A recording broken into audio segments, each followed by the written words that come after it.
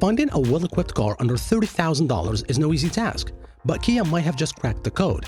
The 2025 Kia K4 is a breath of fresh air. It's got the looks to rival more expensive cars, but it's still accessible and practical enough for everyday life. Replacing the outgoing Forte, the 2024 Kia K4 aims to make a stronger case for Kia in today's compact sedan market. As for the Corolla, it has not endured for 12 generations and 56 years as a result of rash decisions. Toyota is methodical and calculated, making small advances while maintaining the familiarity and consistency that keeps consumers coming back. The 2025 Corolla follows that strategy to the letter, freshening the exterior styling and a modernized tech suite, making it even more desirable.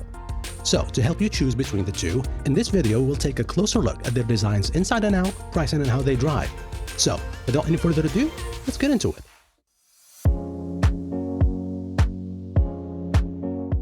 While every Corolla sedan is decidedly handsome, it arguably looks best in its sportier SE and XEC trims, both of which include trim-specific LED accent lighting, smoked taillights, chrome exhaust tips, 18-inch wheels, and a more aggressive front fascia. The latter piece might be a bit overdone as the lower grille seems too large. The side profile is sleek and aerodynamic without any sharp lines or creases, though its overall proportions give the vehicle a sporty and youthful appearance. The back features bold and angular tail lamps that complement the sporty design of the front fascia, which gives the car a sense of presence and stability. The 2025 Kia K4, on the other hand, looks and feels more polished and modern than the Corolla, and while they may seem identical in size, the K4 is longer and wider by 2 inches, making it one of the largest in its segment. Up front, the T-shaped LED daytime running lights are positioned at the corners just above the headlights, reminiscent of those in the more expensive Kia K5 that link a thin rectangular grille and culminate into a sharp point above the front wheel arch. On the GT line trim, the K4 gets all its black accents in a glossy finish, making it pop even more. The side profile is very soft with no prominent angular shapes, but what truly sets it apart in its segment is its fastback-style roofline. Combined with the strong slab-sided rear haunches, it creates a design that looks both sporty and premium, qualities more often seen in higher-end sedans. Around the back, the rear of the 2025 Kia K4 is where its design truly stands out. The full-width taillight element, flanked by vertical lights at the corners, enhances the car's wide stance. These details come together to create a bold, high-end aesthetic that makes the K4 rear its most compelling angle. When it comes to exterior design, it might come down to personal preference, but if I had to choose, the new 2025 Kia K4 is my favorite here. Jumping inside, the interior in the Corolla is not bad for the price point. The higher trim levels, especially, have quality materials and adornments like genuine stitching and leatherette throughout the cabin. The dash design is either basic or minimalistic, depending on how generous you're feeling. It does lend the interior a sense of airiness though. Are the plastics all pleasantly soft to the touch? Some are, but the rest don't feel too bad even given the modest starting price tag. Toyota has improved its infotainment system. An 8-inch display is now standard, though for 2025, a 10.5-inch display is standard for the FX and XSE trim.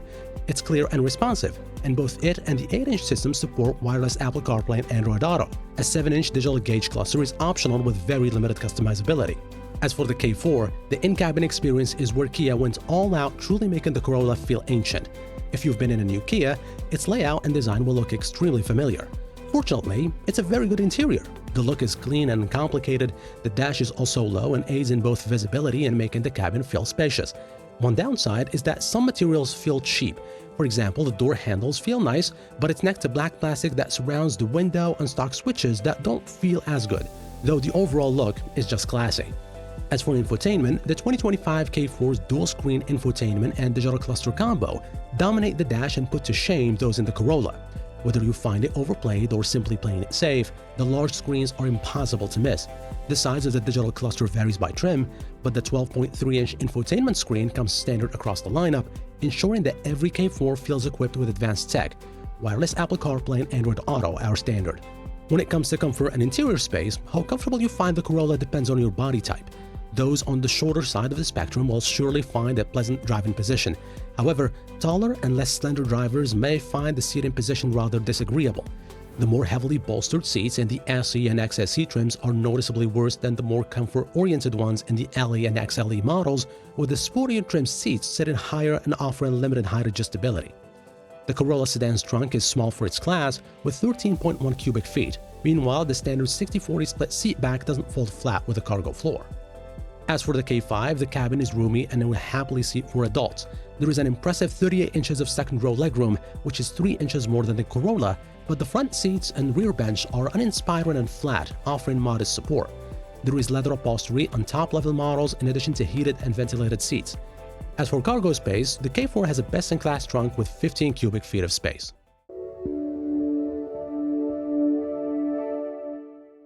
Prices for the Corolla sedan are very reasonable.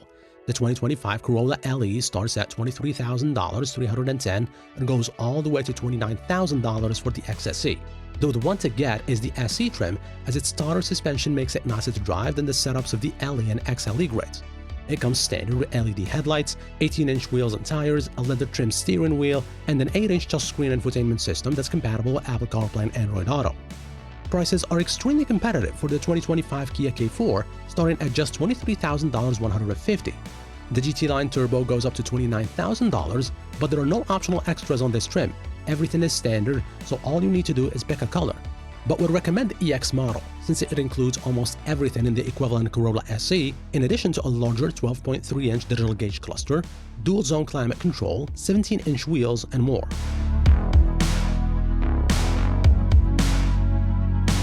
When it comes to performance and handling, the Toyota Corolla is rocking a 2-liter 4-cylinder engine with 169 horsepower paired with a CVT.